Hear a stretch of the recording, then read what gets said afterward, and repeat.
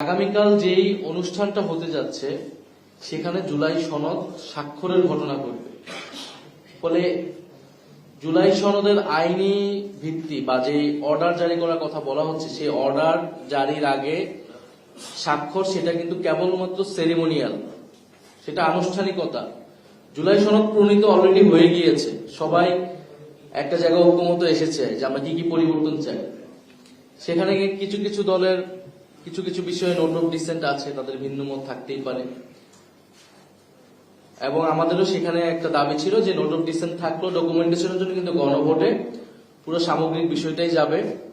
জনগণ যদি পক্ষে ভোট দেয় তাহলে জুলাই সনদ অনুমোদিত হবে এবং পরবর্তী সংসদ যার একটা কনস্টিটিউটিভ পাওয়ার থাকবে তারা সেই সনদ অনুযায়ী সংবিধান সংস্কার করবে।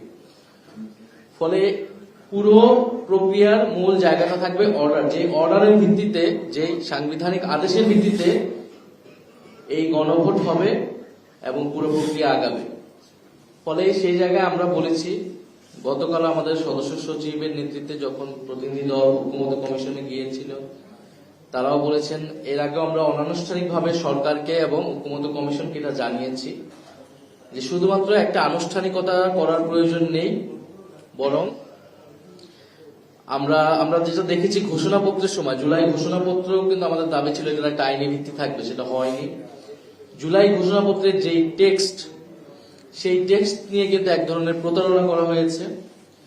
সেই টেক্সটটা আমাদেরকে দেখানো হয় নাই। আগে যে অংশ দেখানো হয়েছে ঘোষণাপত্র পাঠের সময় সেটা পরিবর্তিত হয়েছিল এবং সেটা অনেক কম্প্রোমাইজ একটা ডকুমেন্ট হয়েছে। সেখানে বলা হয়েছে সংসদে এটা ঠিক হবে, এবং ঐতিহাসিক ন্যারেটিভের জায়গা থেকেও অনেক কিছু আসেনি গণ অভ্যুত্থানের এবং গত 16 বছরের। এটা আমরা পরবর্তী সময় সমালোচনা করেছি।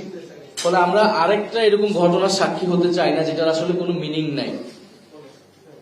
আমরা ওই আইনি ভিত্তি ছাড়া এবং অর্ডারের ব্যাপারে নিশ্চয়তা ছাড়া আমরা যদি সনদে স্বাক্ষর করি সেটা মূল্যহীন হবে, এবং পরবর্তীতে সরকার অর্ডার আসলে কিসের প্রেক্ষিতে দিবে, কোন কি টেক্সট সেখানে থাকবে সেই নিশ্চয়তা আমরা পাচ্ছি না।